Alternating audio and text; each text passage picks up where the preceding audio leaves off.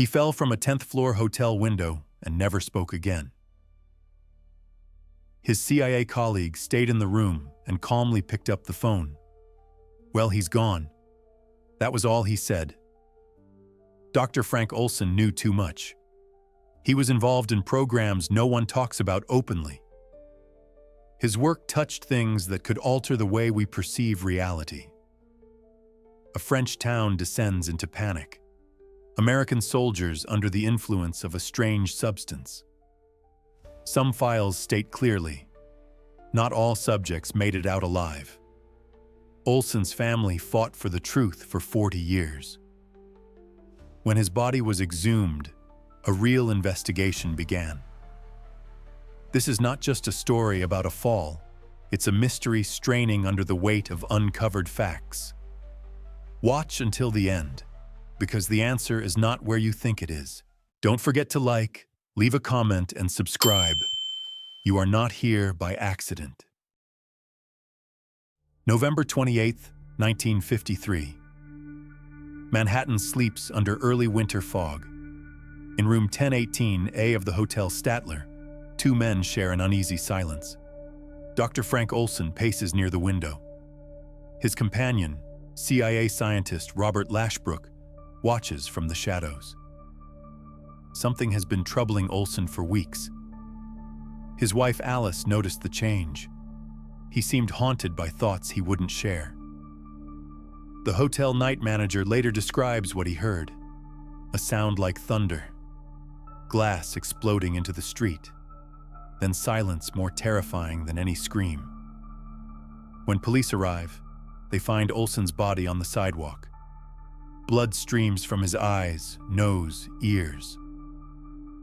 Upstairs, Lashbrook sits calmly in the hotel room. He tells officers he was sleeping when he heard the window break, but the responding officers find his behavior deeply unsettling. What kind of person doesn't rush to help their friend? The phone call overheard by the hotel operator adds another layer of strangeness. Well, he's gone. Not, "There's been an accident," just those three words, delivered with the emotional weight of reporting weather. Authorities quickly declare the case closed. A troubled scientist who couldn't handle classified work pressure, but Alice Olson never believes the official explanation. She begins asking questions that make powerful people uncomfortable. What was Frank Olson really working on? Why was he in that hotel room with a CIA operative? And why does everyone seem eager to close the case and forget it happened? Fort Detrick, Maryland. Behind concrete walls and barbed wire, American scientists develop weapons that could end civilization. This is where Frank Olson spent his professional life, in the heart of America's biological warfare program. The Special Operations Division. The most secret unit within Fort Detrick's already secretive structure. Olson's specialty is aerobiology. How to turn deadly microorganisms into weapons dispersed through air. How to make germs more resilient, infectious, lethal. The research builds on knowledge from Operation Paperclip, recruiting German scientists after World War II.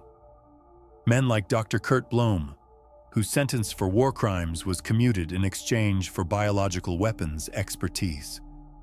But testing doesn't remain confined to laboratory animals. In San Francisco Bay, Navy ships release bacterial clouds to study how biological agents spread through urban populations. 11 people are hospitalized after one test. One person doesn't survive. Frank Olson is directly involved in these field tests. He travels across the country, observing how his laboratory creations behave in real conditions. He watches unknowing civilians become test subjects in America's biological warfare research. Perhaps this is where cracks in his resolve begin showing. Perhaps watching ordinary people suffer the effects of his work starts weighing on his conscience. Or perhaps something even darker waits to be discovered. Because Fort Detrick's program is only part of Frank Olson's classified career. Soon, his expertise will be needed for an even more disturbing project, taking him into the shadows of Cold War Europe. 1951. In isolated German facilities, a different kind of conflict takes place. Project Artichoke. Classifications beyond top secret. Purpose: developing interrogation techniques that can break any resistance, extract any information. The subjects are German prisoners and suspected Russian operatives, men who possess valuable intelligence but refuse conventional questioning. The project aims to change refusal into eager compliance. Frank Olson arrives not as an interrogator, but as observer. His role: document chemical compound effects on human subjects during intense questioning. He records dosages, reactions, behavioral changes. He takes notes on what works. The techniques go beyond anything previously attempted. Prolonged isolation, sleep deprivation. Drugs that alter perception and memory. Some interrogations end differently than planned. Documents refer to these outcomes with clinical detachment. Terminal interrogations. Olson witnesses these sessions with growing unease. Colleagues recall his disturbed demeanor returning from Germany. He seems shaken by what he's seen, troubled by participating in events violating every ethical standard. But his observations prove valuable. The information he collects helps refine interrogation protocols used for years. His expertise in drug effects on human behavior makes him essential to expanding these programs. The work connects to broader research in the United States. The CIA has become fascinated with chemical mind control possibilities. They want substances making enemy agents reveal secrets, turn loyal soldiers into unwitting spies, or neutralize threats without leaving evidence. This research evolves into something more ambitious and terrifying. A program using American citizens as test subjects. A project viewing human consciousness as another battlefield to conquer. Lysergic acid diethylamide. LSD, a compound first synthesized by Swiss chemist Albert Hofmann in 1943. A substance derived from ergot fungus that can transform human consciousness in fascinating and terrifying ways. The army begins testing LSD on soldiers without their knowledge. Classified footage shows platoons descending into chaos after being dosed during exercises. Disciplined formations dissolve into uncontrollable laughter. Orders become meaningless. The CIA sees different potential. If LSD can shatter mental discipline, perhaps it can shatter mental barriers. Perhaps subjects under its influence will reveal secrets they'd never disclose sober. Enter Dr. Sidney Gottlieb and his program MK Ultra. Goal: complete control over human consciousness. Research subjects aren't enemy prisoners or willing volunteers. They're American citizens in psychiatric hospitals, federal prisons, other institutions where consent is meaningless. Robert Lashbrook, the man who will share Frank Olson's final hotel room, serves as Gottlieb's key collaborator. Together, they push boundaries of what human subjects can endure in the name of national security. Frank Olson's aerobiology expertise makes him valuable to LSD research. How can the drug be dispersed effectively? What concentrations produce desired effects? His technical knowledge helps turn laboratory substances into operational tools. But evidence suggests Olson's involvement extends beyond laboratory work. 3,000 miles away, in a small French village called Pont Saint-Esprit, something unprecedented is about to happen. An outbreak of mass insanity, leaving dozens hospitalized and several people not returning home. Olson's passport shows multiple trips to France during this period. His name appears on classified documents related to the incident. What did he know about what happened in that village? What role did he play in events that terrorized an entire community? August 15th, 1951. Pont Saint-Esprit sits quietly in French countryside, where nothing extraordinary ever happens. Then, without warning, hell arrives. A boy attacks his mother with homicidal fury. A man tears at his stomach, convinced snakes eat him from inside. Dozens of villagers descend into violent psychosis, minds shattered by visions no human should experience. 35 people are committed to psychiatric facilities. 5 others won't survive the night. The official explanation comes quickly: ergot poisoning from contaminated bread. A rational explanation for irrational outbreak. But classified American intelligence documents tell a different story.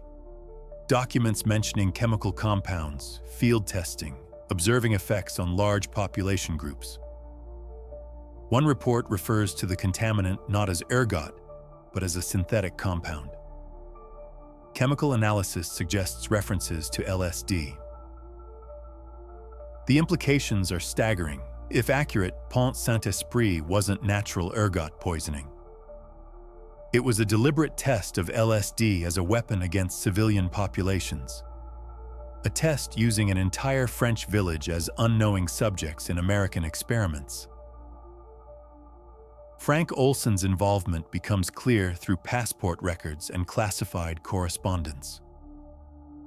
A 1954 CIA memorandum explicitly discusses potential for mass LSD dosing of civilian populations. The timing is too coincidental to ignore. If Olson participated in or witnessed Pont Saint-Esprit, he carries knowledge that could destroy American diplomatic relations. He knows his government used innocent civilians as test subjects in illegal chemical experiments. People lost their lives so intelligence agencies could gather data. This knowledge, combined with his German interrogation experiences and biological weapons research, creates an almost unbearable psychological burden. By 1953, Olson appears increasingly troubled by professional responsibilities. He talks about quitting, finding different work, walking away from the classified world. But for someone who knows what he knows, walking away may not be an option. November 18, 1953. Deep Creek Lake, Maryland. The CIA arranges a retreat for personnel involved in their most sensitive programs. Officially, team building. Unofficially, addressing a growing problem named Frank Olson. Dr. Sidney Gottlieb has become concerned about Olson's behavior. The biochemist talks openly about leaving classified work. He expresses doubts about projects he's supported for years. Most dangerously, he hints at ethical concerns that could expose entire programs if voiced publicly. During the retreat, Olson is dosed with LSD without his knowledge. Under the drug's influence, his psychological defenses weaken. Perfect conditions for extracting information about his true intentions. As LSD takes effect, Gottlieb and Lashbrook begin subtle psychological pressure. They probe his commitment. They test his loyalty. They assess the danger he represents. What they discover terrifies them. Olson isn't simply having doubts. He's actively considering going public with information about illegal experiments. He knows about Pont Saint-Esprit. He witnessed terminal interrogations in Germany. He understands biological weapons research scope. If Frank Olson speaks publicly, he could expose decades of classified programs. Congressional investigations would follow. International incidents would erupt. The entire intelligence apparatus could face unprecedented scrutiny. The retreat ends with new plans for Olson's future. He will be taken to New York for psychiatric evaluation. He will receive treatment ensuring his silence while appearing to address his mental health. But first, one night in Manhattan. One night in Hotel Statler Room 1018A, under Robert Lashbrook's careful supervision. One night determining whether Frank Olson's psychological problems can be managed through conventional means. That night ends with broken glass, blood on pavement, and a phone call changing everything. Room 1018A. The dimensions haven't changed since 1953. The window stands 10 feet tall, 6 feet wide. The radiator sits beneath it, 31 inches high. Distance from door to window, exactly 20 feet. Former prosecutor Steve Sirocco studies these measurements with crime scene intensity. If Frank Olson really took his own life by diving through that closed window, the physics would have to work perfectly. The official story requires Olson to accelerate from standing to over 30 miles per hour in 20 feet, faster than Olympic sprinters reaching top speed. He'd need to vault the radiator without losing momentum, strike the window with enough force to shatter glass, and carry his 200-pound frame through, all while maintaining perfect trajectory to miss the horizontal window divider 70 inches off the floor. The margin for error approaches zero. Sirocco finds the scenario deeply implausible. Frank Olson was a 43-year-old scientist, not an athlete trained in precision leaping. Why choose such a complicated method? Why not simply open the window?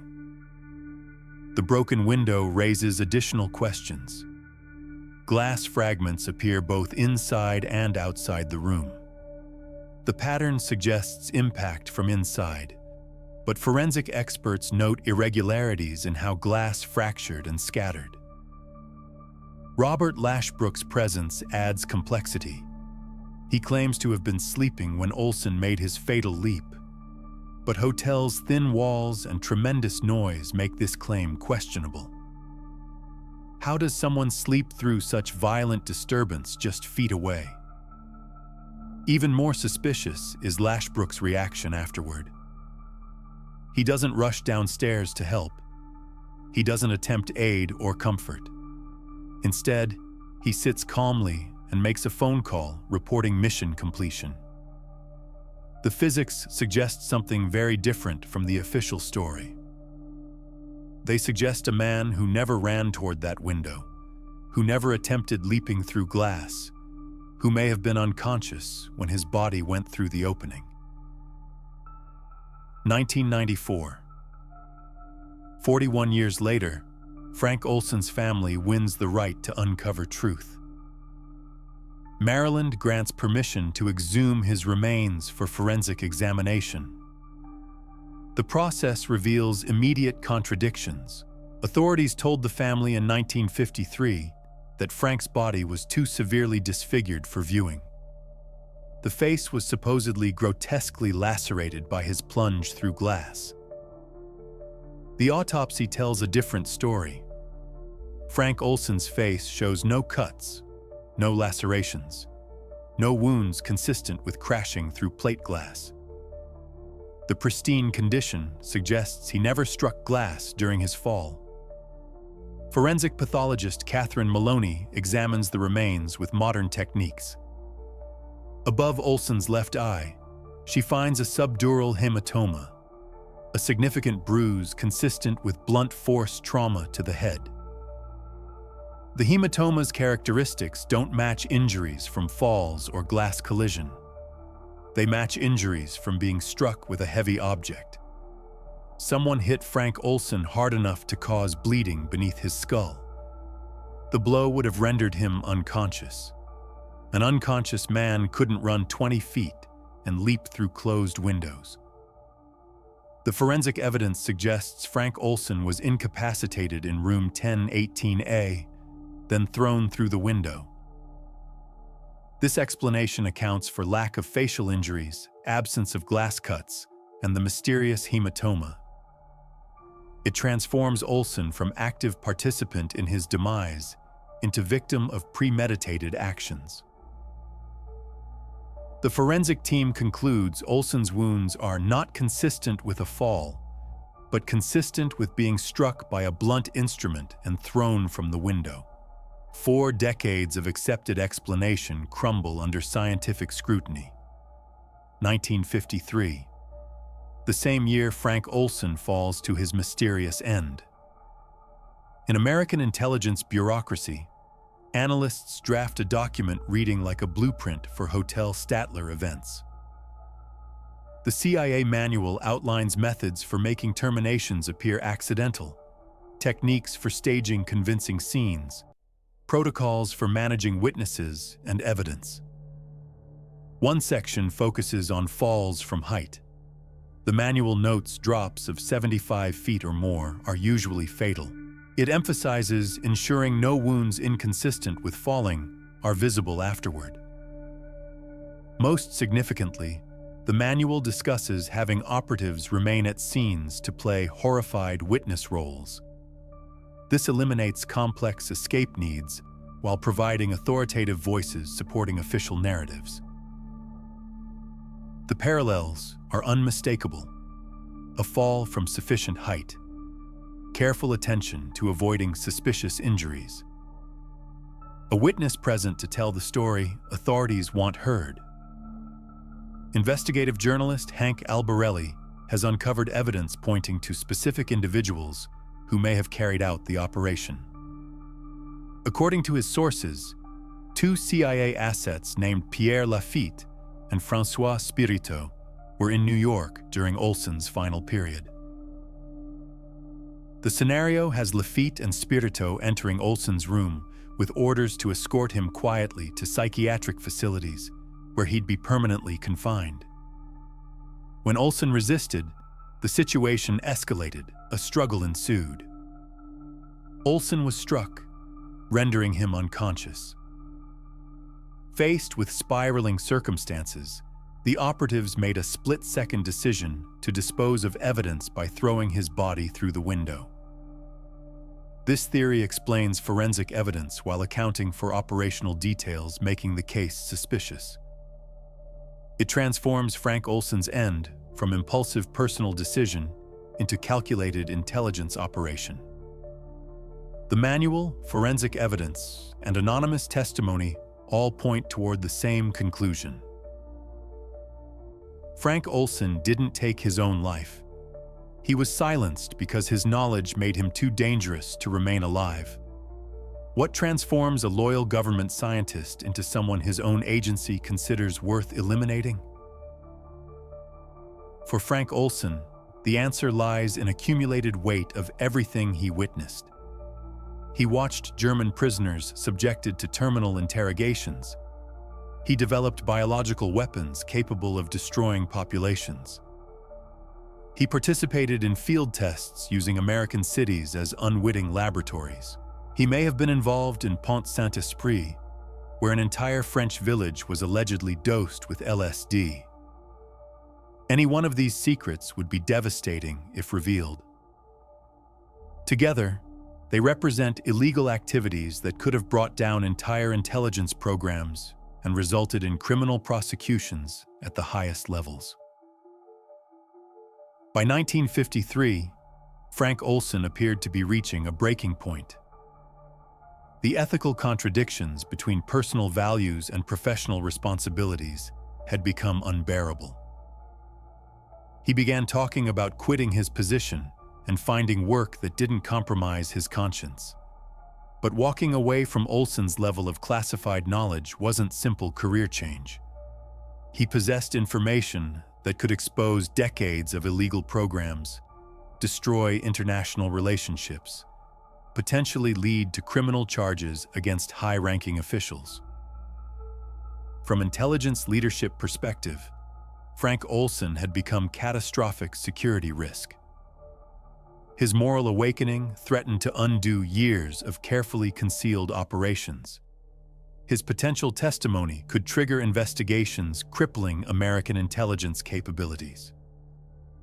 The Deep Creek Lake Retreat, where Olson was dosed with LSD, may have been designed to assess the threat severity he represented. Under the drug's influence, he may have revealed the full extent of his intentions to go public. That revelation likely sealed his fate. Once leadership understood Frank Olson was prepared to expose their darkest secrets, they had to choose between protecting operations and protecting his life. The evidence suggests they chose their operations. 70 years later, fundamental questions remain unanswered. The full truth may be lost forever, buried with operatives who planned and executed whatever took place that November night. Frank Olson's story serves as a reminder of the human cost of secrecy. Behind every classified program are individuals who must live with knowledge of what their government does in darkness. Some eventually reach points where conscience demands action. Whether he jumped, fell, or was thrown, Frank Olson carried America's darkest secrets to his grave. Those secrets were preserved by the very actions that silenced the man who might have revealed them to the world.